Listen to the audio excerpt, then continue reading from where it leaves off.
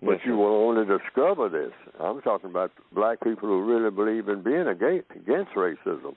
What is the way of going about doing it? The codified procedure is a procedure that will always work. And that codified procedure is questions and answers. Questions it and will answers. always take everybody right where they need to be, even when they don't want to go there. All righty. Thank you, if you Dollar don't believe Bill. it, try it. All righty. Thank you, Dollar Bill. Thank you so much. You're listening to the Counter Racist Code Show with Mr. Neely Fuller Jr. here on Blog Talk Radio and also at ProduceJustice.com.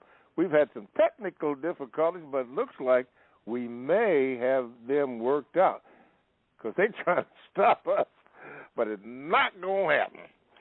Not going to happen, Captain. All right, let's go to Virginia, and we have Glenda.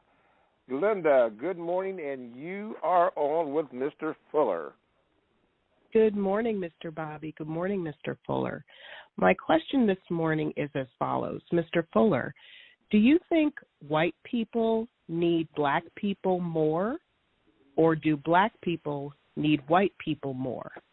And I'll stay on the line for the answer. Thank you. Okay. Mm-hmm. In this segment, Neely Fuller Jr. begins by stressing the absolute necessity for black Americans to have a functional, united code of conduct. He explains that this code is a practical set of behaviors, strategies, and decisions that collectively work to keep black people safe from the violence and manipulation of white supremacists. According to Fuller, the code must be a living guide, not just a theory, that informs how black people navigate every aspect of their lives. The goal is to make daily choices that strengthen our security, independence, and long-term survival within a hostile system. Without a code, Fuller warns, we remain vulnerable to the designs of white supremacy. When a caller asks whether black people need white people more or white people need black people more, Fuller answers decisively. Both groups need each other with the same urgency. He explains that white Americans, especially white supremacists, have a historical and ongoing reliance on black labor, productivity, and presence to sustain their own survival. They need us as their permanent opposition in order to justify the structure of the system they control. At the same time, Fuller acknowledges that black people living within this system rely on white-controlled institutions and resources for survival. The relationship, though unequal in power, is mutually dependent in terms of basic existence. It's about the same,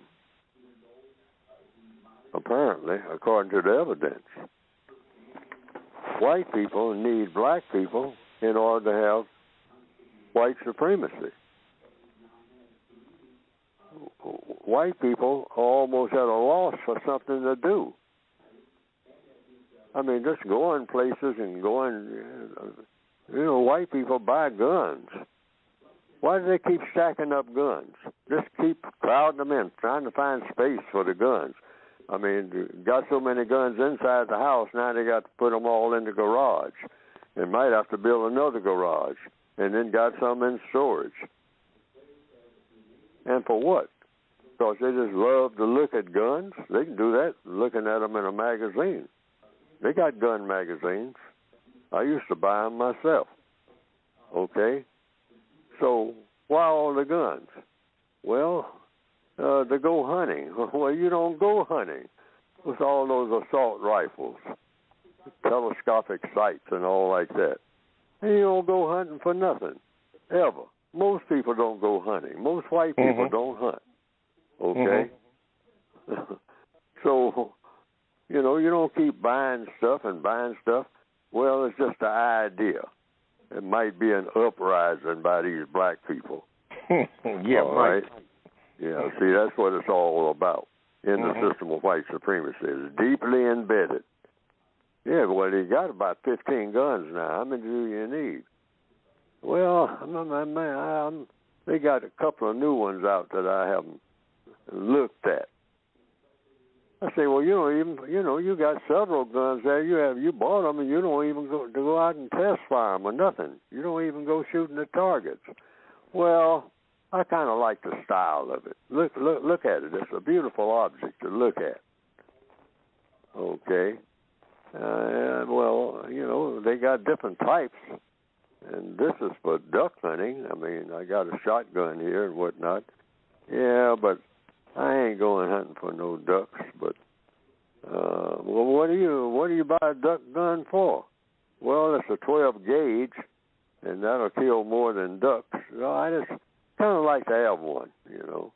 So put that up on the rack. You know, 40 guns in the garage, all right, or in the basement somewhere. All right, beautiful. Keep them polished up. Make sure they don't get wet, so they get rusty. And go and look at television and watch people using guns all the time. And if you happen to look out your window and you see somebody black jogging, you just might decide, hey, go get the pickup truck, all right? See what he's up to. He keeps jogging past my window. I mean, you know, he's casing the joint. And we'll confront him. Well, we ain't going to confront him without our guns. So take a couple of guns. Fill the truck up with them. You know, might have to hand them out to somebody that's going to, you know, join us looking out as a licensed militia. Mm-hmm. Okay? Second Amendment in the Northwestern Hemisphere. And check out this black person jogging through my neighborhood. My neighborhood. Well, he, you know, he can jog in his own neighborhood. He ain't got no business over here jogging. You know, he knows that. I mean, didn't his grandpappy tell him anything at all? See, yeah. That's the mentality in the system of white supremacy. So in answer to the question, yes, everything is geared toward that. And they need us for that. You were talking about what their needs are. You can't have, you know, you got a gun, you got to have a target. And most targets, even when they started out, were what? Black. Black, when the person went over to the shopping center. I mean, shopping center, I don't know if that one had one or not. I don't think it did, because they got this food scarcity thing. Mm-hmm. Shopping scarcity thing. But when there were Hispanics being gunned down, people who are labeled Hispanic, who are brown people, many of them are labeled as white. You know, that helps the system of white supremacy. But a huge number are considered brown people. They speak Spanish language, but they are brown-skinned people. And from what I understand, there was a Target store, a store called Target, with a big target on the side of the store, on the wall. And people were being made targets right there with that big target on the wall. And the original targets on firing ranges, and I've been on a bunch of them, were black. The round circle, and then sometimes they were in the form of a person, and they were black. And they were black, that's sending a message. Now, later on, they changed some of them to green. I've been on firing ranges myself where the targets were green. But the basic target is black. The bullseye, they call it, is black. Yes. All right? Okay. Even though when you sight down the barrel of a rifle or a pistol, it just makes it harder to see. It would make more sense for the bullseye to be white. And then against a black gun, all right, you'd have a better sighting. But that doesn't work good for the system of white supremacy psyche. Yeah. Stop and think, folks. Everything in the system of white supremacy is geared toward glorifying white supremacy. Everything, even when it looks like it's something else. Okay. The things that Mr. Fuller is talking about, you can get from his book, The United Independent Compensatory Code Concept. System Concept. Yeah, System Concept, excuse me. also referred to as the code many people have said. And you can get that book by going to producejustice.com. Or right now, you can also go to Amazon.com in order to book and make sure that you mention something about Mr. Fuller and there's something that's happening positive for the program when you do that. So make sure that you do that. Thank you, Glenda. Thank you very much for your call. Don't be a stranger, Glenda. Okay, let's go down. Look at that, Yo Gita and Helen B. Yeah, but right now we're going to go down to Dallas. Here we go. Get ready, Ray. Ray, come on, Ray. Bring it. Here we go. You're on with Mr. Fuller. Peaceful greetings, Mr. Bobby and Mr. Fuller. Yes, sir. I'd like to stay on the line. Okay. Yes. Mr. Fuller, since the system of white supremacy has demonstrated through word and deed that they will not end peacefully, at what point is it correct for non-white victims globally to exercise immediate power from their particular vantage point on the planet? Well, if I understand the question, you just the last part of the question is the power that black people have.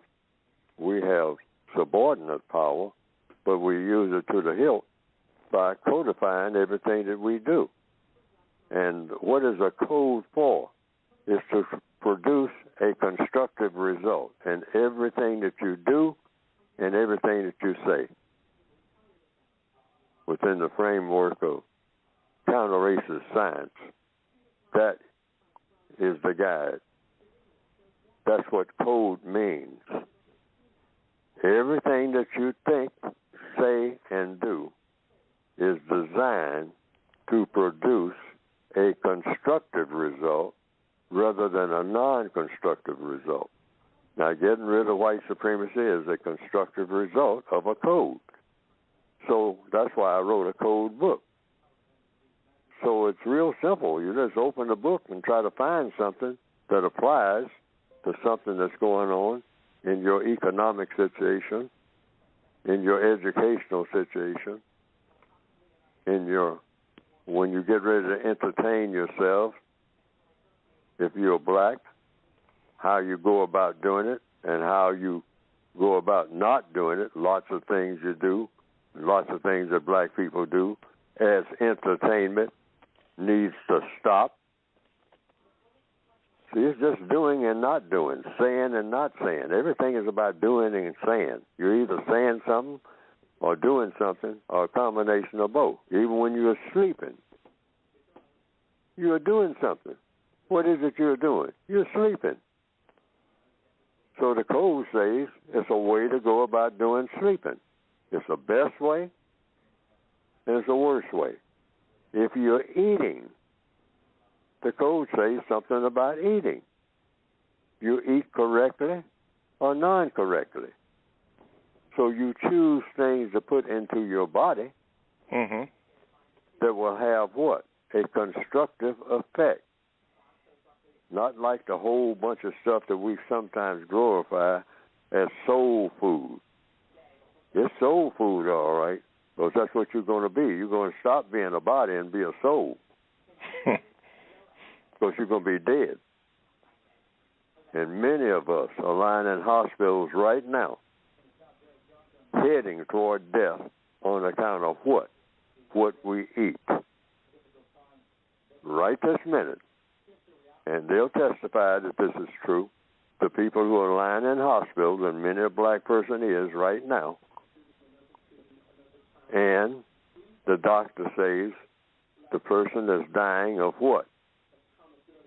Not just some fancy terms that they use in medicine, but when you say it in just what you call plain English, if you speak English, or in whatever language, they'll say you're dying from what you've been eating. It was killing you. Greasy barbecue, a whole bunch. Oh boy, yeah, with the correct sauce on it.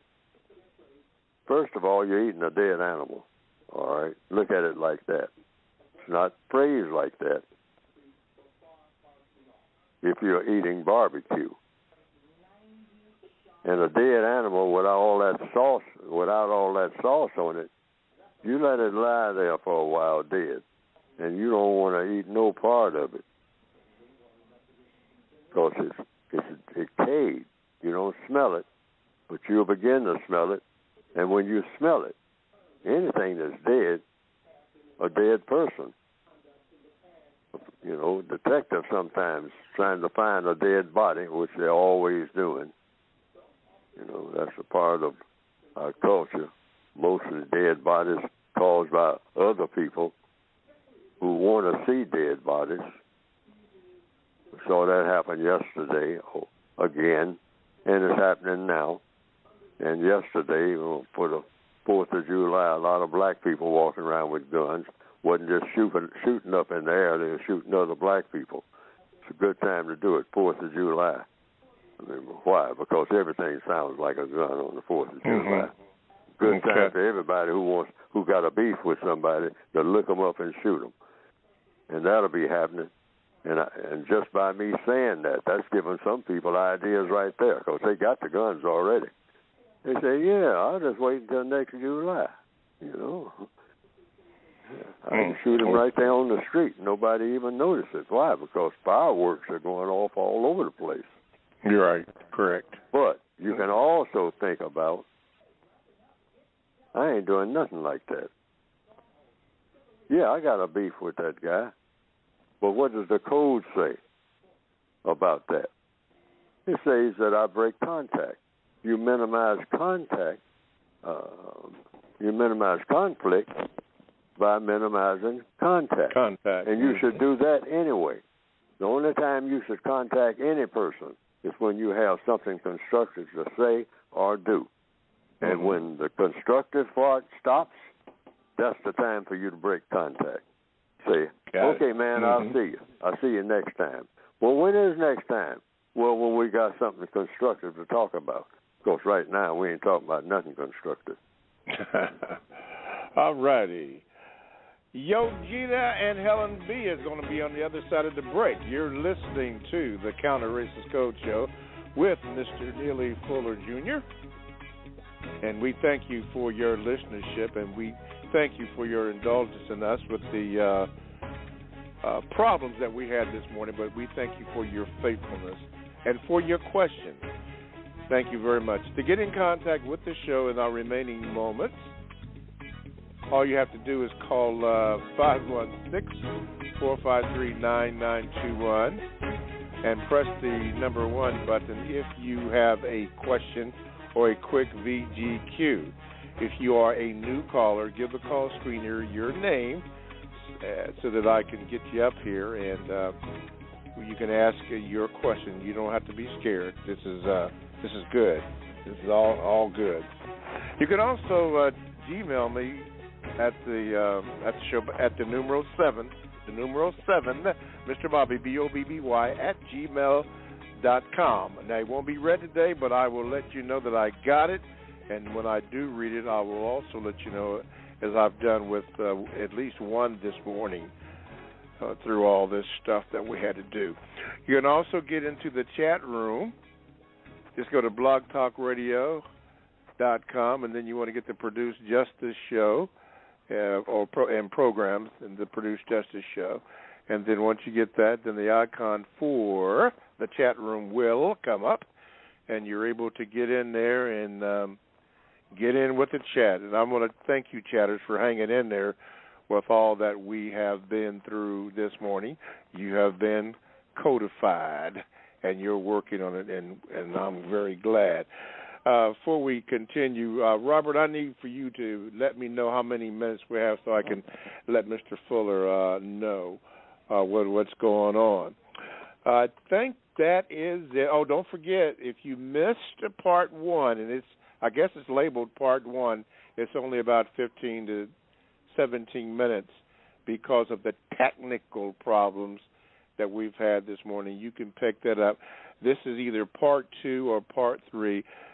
It's just what we had to deal with this morning, and I'd like to thank the technical team for working through that situation so that this this show can be heard in its entirety.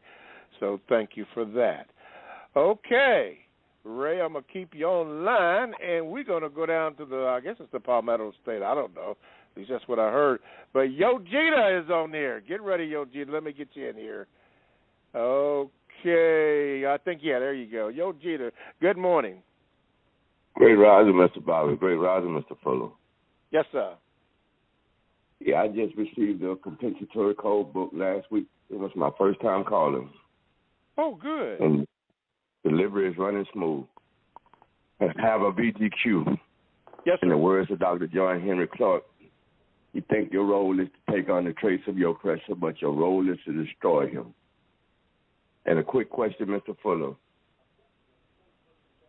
The glorification and the joy that you say white supremacy received from mistreating black people is it a stalled hate? I'd like to stay on the line. Okay. I didn't get that question. Okay, now what was your question, Yo Jeter? The joy and the gratification, is it more so installed hate over joy and gratification? Okay. Ms. Fuller? Well, I think I heard the question, but I don't understand what I heard. Okay, Yo Jeter, could you say it a little slowly there so that Mr. Fuller can... It said that white supremacists receive joy and gratification and comfort in mistreating black people. It is more so of an installed hate than joy and gratification. Okay. Ms. Fuller? Well, if I understand what the question is, and I think I understand part of it anyway, that all creatures want three things. They want fun, glory, and material comfort. That's whether you're talking about people or birds or bears or parakeets. All creatures want three things: fun, glory, and material comfort. Now, the fun might be anything that they enjoy. The glory is something that they also enjoy, but glory means what? You attract the attention of other people. That's glory. People need that. And you want to be outstanding for something. If you want to be what they call an active shooter, you get glory because you're going to get attention. My daddy never paid attention to me. My mother, she was working hard and all like that, and she never paid me attention. I came from a family of 16 people, all right? Everybody shouting and cussing all day, okay? But nobody paying me no attention. Well, when I get that gun and get up on a rooftop and whatnot, somebody going to know who I am. Fuller then shifts the conversation toward the psychology of white supremacists, noting that they maintain a constant fear of a black uprising. This fear drives their obsession with stockpiling weapons, not simply for self-defense in general, but as preparation for what they perceive as an inevitable black rebellion. This stockpiling is not an accident or a side hobby. It is an integral part of their survival strategy within the system they created. Every major institution, cultural system, and policy within this system is designed to glorify and reinforce white supremacy's dominance. Reinforcing his opening point, Fuller emphasizes that implementing and following a strict code of conduct is not optional if Black America is serious about changing its condition. A code provides values, direction, and accountability, the very elements missing when communities are in disarray. Without these, people are left in states of chaos, making poor decisions and undermining their own progress. Fuller urges that the code must be practical, not symbolic, serving as a guide for everyday living, decision-making, and conflict resolution in a way that consistently benefits Black survival and improvement. One specific example Fuller gives is the Black diet, which he insists must be codified. Too often, Black Americans eat themselves into an early grave, following harmful habits with no structured discipline around food. A codified diet, along with codified behavior in all other areas of life, would not only improve health, but also instill the discipline necessary for broader liberation. For Fuller, this logic is simple. Without a universally followed code, Black America cannot secure a stable future, but within it, we can systematically make ourselves stronger, smarter, and less vulnerable within a system designed to keep us weak.